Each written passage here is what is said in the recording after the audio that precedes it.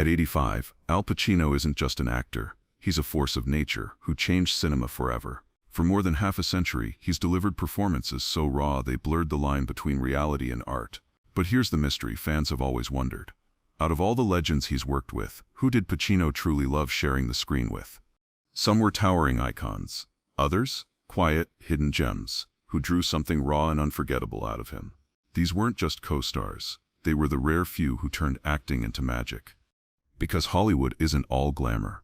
Behind the scenes, it's egos, rivalries, and unspoken grudges.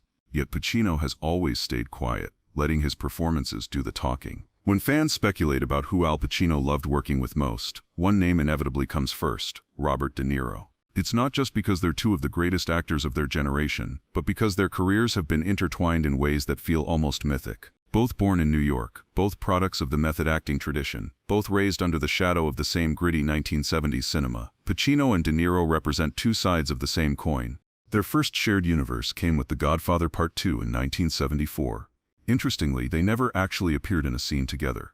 Pacino played Michael Corleone in the film's present, while De Niro portrayed young Vito Corleone in flashbacks. Yet even without sharing the screen, their performances seemed to be in dialogue with each other, as though Pacino's controlled ruthlessness as Michael and De Niro's quiet intensity as Vito were part of the same grand design. The Academy recognized De Niro with an Oscar, but for Pacino, the film represented something even bigger, the beginning of a lifelong artistic partnership. And then of course there's Francis Ford Coppola, the director who gave Pacino his breakout and arguably his greatest character. Coppola fought tooth and nail to cast Pacino as Michael Corleone in The Godfather. Studio executives thought Pacino was too short, too unknown, too unremarkable. But Coppola saw something others didn't. He believed Pacino had the quiet intensity that could transform Michael from reluctant son to ruthless mob boss. Pacino himself has admitted that without Coppola's unwavering belief in him, his career might have been very different. Together, De Niro and Coppola represent the foundation of Pacino's career.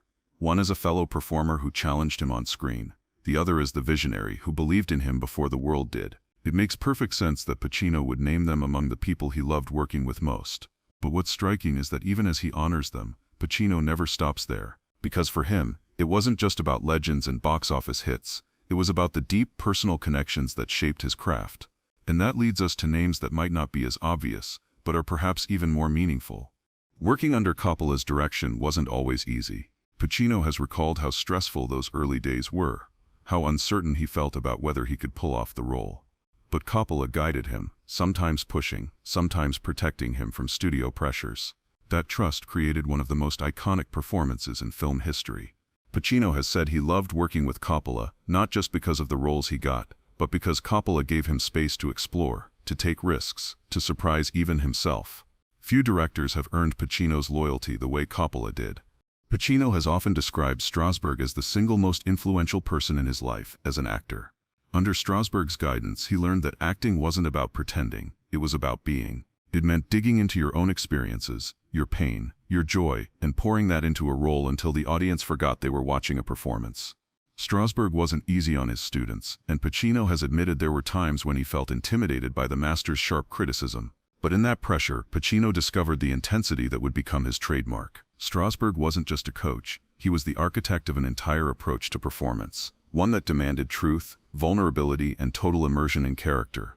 Pacino entered Strasberg's actor's studio in the early 1960s, at a time when he was still an unknown kid from the Bronx, struggling to pay rent and find his voice. Strasberg gave him something he desperately needed: belief. For Al Pacino, greatness wasn't achieved alone. Before the awards, the iconic roles, and the endless admiration, there were two towering figures who shaped not just his career, but his very philosophy of acting: Lee Strasberg and Marlon Brando. These men weren't just collaborators, they were mentors, inspirations, and in very different ways, mirrors reflecting Pacino's own journey. Years later, Pacino and Strasberg would share the screen in The Godfather Part II. Strasberg played Hyman Roth, the calm yet menacing crime boss, while Pacino reprised Michael Corleone. The irony wasn't lost on Pacino. Here was the man who taught him everything, now standing opposite him in one of the most iconic films of all time. Their scenes together carry an electricity that goes beyond the script, as if teacher and student were silently acknowledging how far they had come. Pacino has since said that working with Strasberg wasn't just rewarding, it was deeply personal, a kind of full-circle moment that solidified his respect and affection for his mentor. And then there's Marlon Brando, the man many call the greatest actor of the 20th century. Brando was already a legend when Pacino was just starting out. A rebel who had torn down Hollywood's old ways with raw, unpredictable performances. For Pacino, Brando wasn't just a colleague. He was the living embodiment of what acting could be. When Pacino first heard he'd be sharing the screen with Brando in The Godfather, he was overwhelmed. Brando was larger than life, a figure he had studied and admired from afar. But what struck Pacino most wasn't Brando's reputation, it was his generosity. Brando famously fought for Pacino to get top billing on The Godfather, recognizing the younger actor's central role in the story. Pacino has never forgotten that gesture. It wasn't just professional courtesy, it was Brando acknowledging him as an equal. Together, Strasberg and Brando shaped Pacino in different but equally powerful ways. One gave him the tools to find truth in performance. The other showed him what it looked like to wield that truth on the grandest stage. Pacino loved working with both because they weren't just collaborators. They were touchstones, reminders of why he became an actor in the first place. Their scenes together, especially the quiet father-son moments between Michael and Vito Corleone, reveal a tenderness that went beyond the script. Pacino has spoken about how Brando's presence forced him to rise to the occasion, to give everything he had just to keep up. And while Brando could be mercurial on set, Pacino saw in him a fearless honesty, the same kind of honesty Strasberg had demanded of him years before. But as important as mentors and legends were, Pacino's heart was also bound to actors who were less famous but no less significant. In fact, one of his deepest bonds was with a man whose name many casual fans might not even recognize. And that's where the story takes its most moving turn. If Robert De Niro and Francis Ford Coppola were the heavyweights everyone expected, and Strasberg and Brando were the mentors who shaped Pacino's craft, then John Cazale was something different entirely. To Pacino, Cazale wasn't just a co-star, he was a soulmate in the art of acting, a partner who understood him in ways no one else could. Cazale's career was tragically short, spanning only 5 films. Yet every single one of those films, The Godfather Part 2, Dog Day Afternoon, The Conversation, and The Deer Hunter, is considered a classic. That kind of record is unheard of. And in 3 of those films, he worked directly alongside Pacino, creating some of the most emotionally charged scenes of Pacino's career. Pacino has often said that Cazale was one of the greatest actors he ever knew. Not because he stole the spotlight, but because he elevated everyone around him. He was my acting partner, Pacino once explained, and we never needed to discuss anything, we just knew. On screen, that connection was unmistakable. In Dog Day Afternoon, Cazale played Sal, the nervous and loyal accomplice to Pacino's desperate Sonny. The film hinges on their relationship, 2 men trapped in a bank, surrounded by chaos, clinging to each other as their world collapses. Pacino has admitted that without Cazale's quiet intensity, his own performance wouldn't have reached the same emotional depths. What makes their bond even more poignant is how it extended beyond the screen. Pacino and Cazale were close friends off set, and when Cazale was diagnosed with terminal cancer in the late 1970s, Pacino stood by him. Cazale's final film, The Deer Hunter, was shot while he was already gravely ill. Studio executives wanted to fire him, afraid of the insurance risk. But Pacino, along with Meryl Streep, who was Cazale's partner at the time, fought fiercely to keep him in the film. That loyalty speaks volumes. Pacino wasn't just working with a colleague, he was standing by a brother. Years later, Pacino would choke up in interviews just talking about Cazale, calling him irreplaceable. Beyond Cazale, Pacino has also spoken warmly about his stage partnerships. Long before Hollywood knew his name, Pacino honed his craft in New York's theater scene. For him, theater wasn't just practice, it was sacred. He has often praised stage actors like Martha Keller and Diane Venora, who worked with him in productions where there was no safety net, no camera tricks, just raw performance night after night. These collaborations grounded him, reminding him that acting at its core is about trust between 2 people, standing on a stage, creating truth out of nothing. Pacino loved these partnerships because they kept him honest. With someone like Cazale, or the stage actors he admired, there was no ego, no competition for fame. There was only the work, the shared commitment to making each moment real. That kind of bond is rare in an industry driven by celebrity and money. For Pacino, it was priceless. And yet, even as he cherished those deeper, quieter connections, Pacino also found himself drawn into friendships and collaborations with some of Hollywood's most unpredictable stars, people who brought a wild, almost chaotic energy into his world. That's where his story takes a surprising turn, and one name in particular might catch you off guard. As Al Pacino moved into the later chapters of his career, he'd already cemented his place among cinema's untouchables. He had nothing left to prove. Yet even in his 80s, Pacino has shown that he isn't content to simply rest on his legacy. He continues to find joy in unexpected partnerships. Actors who bring a sense of surprise, unpredictability, and even chaos into his orbit. One of the most striking of these later career bonds is his connection with Johnny Depp. On the surface, Pacino and Depp might seem like an unlikely pair. Pacino, the method-trained titan whose characters often simmer with tightly wound intensity. Depp, the chameleon who thrives in eccentric roles, disappearing under layers of quirk and flamboyance. But when they came together for Donnie Brasco in 1997, something clicked. Pacino played Lefty Ruggiero, a weary, low-level mobster past his prime. Depp was the undercover FBI agent who infiltrates Lefty's world. Their relationship, mentorship laced with betrayal, formed the heart of the film, and it revealed a softer, almost vulnerable side of Pacino's craft. Pacino has since spoken warmly about Depp, calling him a wild, wonderful human being. He admired the way Depp approached roles with total commitment, even when the choices seemed risky or unconventional. What stood out most to Pacino wasn't just Depp's talent, but his unpredictability. For an actor like Pacino, who thrives on the unknown, on living in the moment of the scene, that unpredictability was energizing. It kept him sharp, reminding him that even after decades in the industry, there was still more to discover. Their bond extended beyond Donnie Brasco. Pacino remained in Depp's corner during turbulent times, even as controversies swirled around Depp's personal life. Pacino's support wasn't blind loyalty. It reflected his ability to see past headlines and focus on the artist he respected. For Pacino, what mattered was the work, and in Depp, he saw a kindred spirit, someone who chased truth in acting, even when it meant breaking rules. But Depp isn't the only later career collaborator Pacino has praised.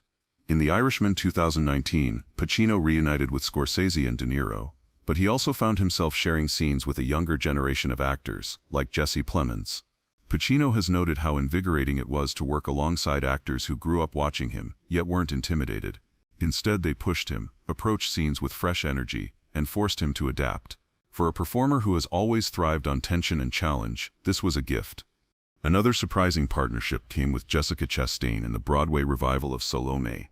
Pacino admired her fearlessness, her willingness to dive headfirst into emotionally brutal material.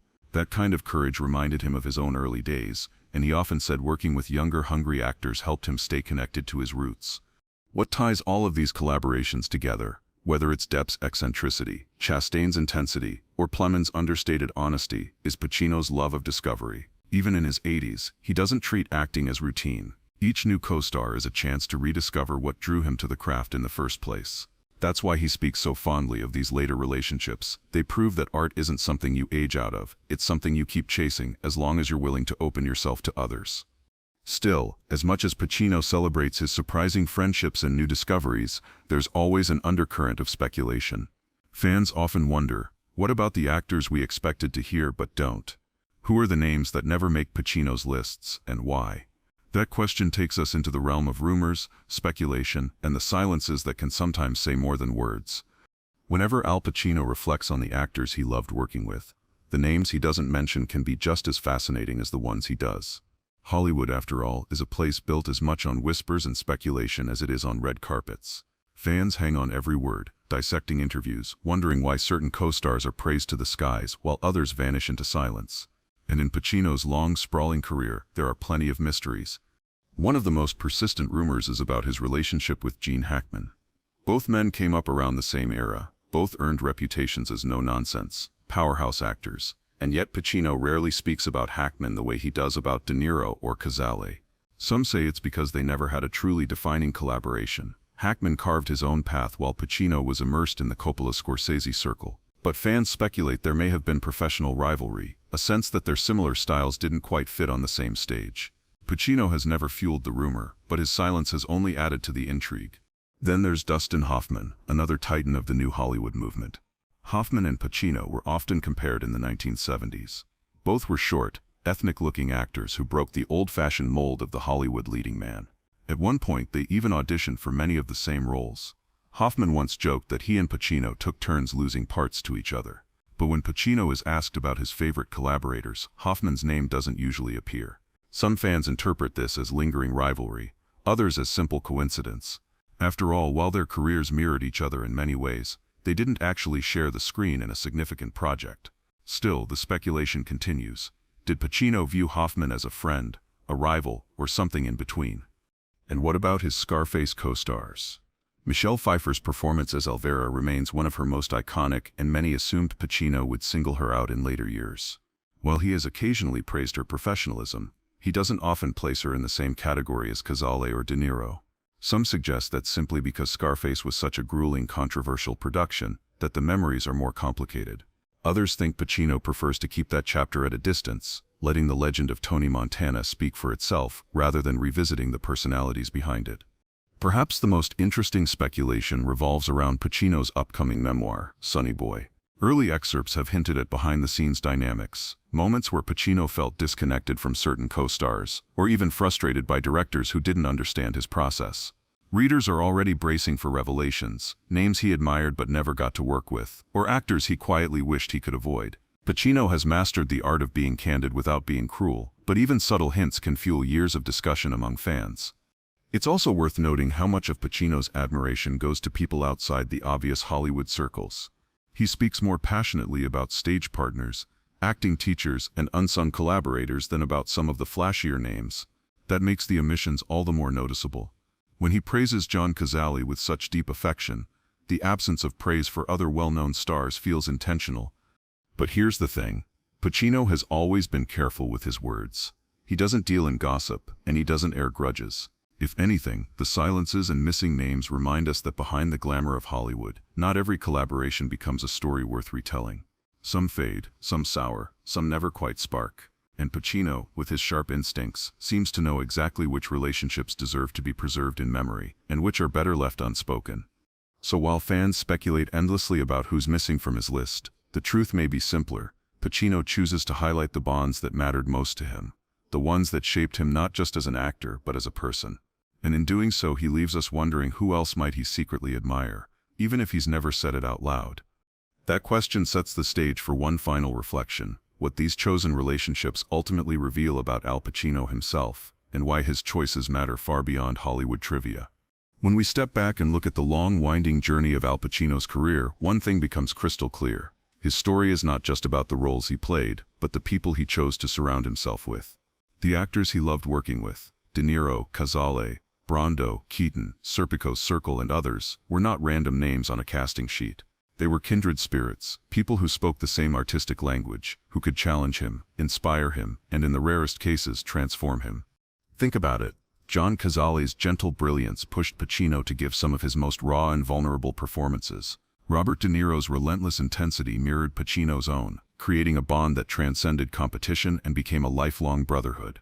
Marlon Brando, though they shared limited screen time, embodied the very spirit of risk and reinvention that Pacino aspired to. These were not just co-workers, they were fellow travelers on the unpredictable road of storytelling. And what's most telling is that Pacino doesn't just celebrate these collaborations for their artistic value. He talks about them with warmth, affection, and sometimes even heartbreak. When he remembers Cazale, it's not as a colleague, but as a soul he lost too soon.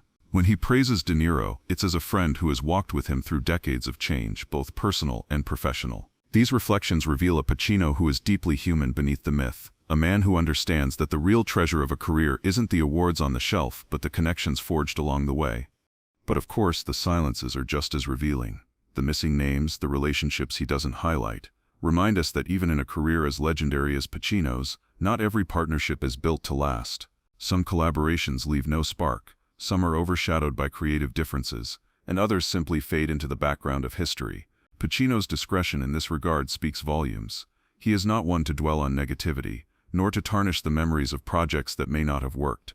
Instead, he carefully curates his legacy, choosing to elevate the moments and people that truly defined him. That in itself tells us something profound about who Pacino is. He has always been an actor who values authenticity over spectacle, depth over surface. Just as he approaches a role by searching for the human truth within it, he approaches his reflections by focusing on the bonds that carried real emotional weight. It's not about name-dropping for prestige, it's about honoring the people who made his journey meaningful. And this is perhaps why audiences still feel so connected to him after all these years. Pacino may be a Hollywood giant, but when he speaks about his favorite collaborators, he sounds less like a legend and more like a man remembering old friends. He strips away the glitter of stardom and reminds us that even in the cutthroat world of cinema, what endures is not fame, but fellowship. As we await his memoir Sonny Boy, fans know they're not just going to get behind-the-scenes gossip. They're going to get Al Pacino's heart, his memories of laughter, his grief over loss, his gratitude for friendships, and perhaps even his quiet regrets. Because in the end, the actors Pacino loved working with are a reflection of the man himself, passionate, loyal, and deeply invested in the art of human connection. So when we ask, who did Al Pacino love working with? The answer is more than a list of names. It's a glimpse into a lifetime of bonds, forged in the fires of creativity, loss, and triumph. And just as Pacino's performances live on long after the credits roll, so too do these relationships, preserved in memory, in history, and in the hearts of those who admire him.